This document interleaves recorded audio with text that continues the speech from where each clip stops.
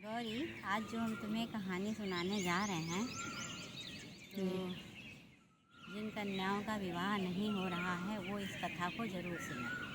तो कहते हैं कि इस कथा को सुनने से उनका विवाह शीघ्र हो जाएगा। श्री कृष्ण भगवान के पोता थे अनिरुद्ध। तो उन्हों एक दिन छत पे सो रहे थे। हाँ। और उषा जो थी वो एक राक्षस की बेटी थी। ये उसकी एक सहेली थी जो वो चित्र बना लेती थी बहुत अच्छा। तो उसने उषा ने कहा कि हमें उससे शादी करना है, तो देखने में खूब खूबसूरत अच्छा हो, कोई ढूंढ के लाओ। तो वो जो चित्रकला थी वो गई और जाके उसने वहाँ जब सो रही थी तो देखा कि ये तो बहुत अच्छे हैं। उसने उनका चित्र बना के उषा को दिखाया।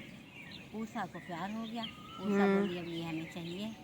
तो चित्रकला ने क्या किया, सैनिकों को लिया और रात में सोते हुए अनिरुद्ध को ले आई महल में और एक कमरे में बंद कर दिया।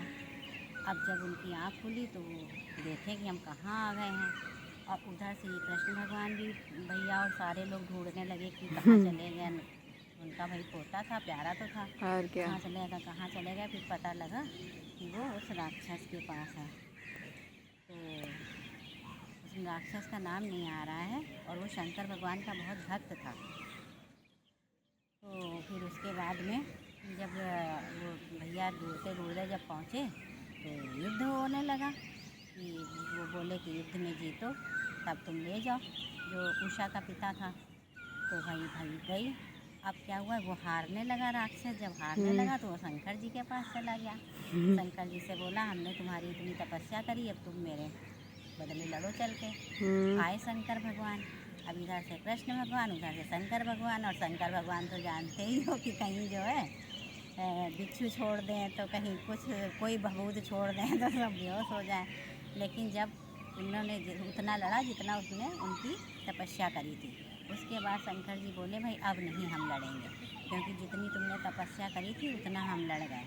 लेकिन हम तुम्हें एक सुझाव दे रहे हैं कि ये बहुत अच्छा बेटा है। और इधर श्री कृष्ण को भी समझाया कि अगर दोनों बच्चे एक दूसरे को चाह रहे हैं तो विवाह कर दो। क्या हुआ, फिर उषा और अनिरुद्ध का विवाह हुआ और विवाह होने के बाद में दोनों खुशी खुशी रहने लगे।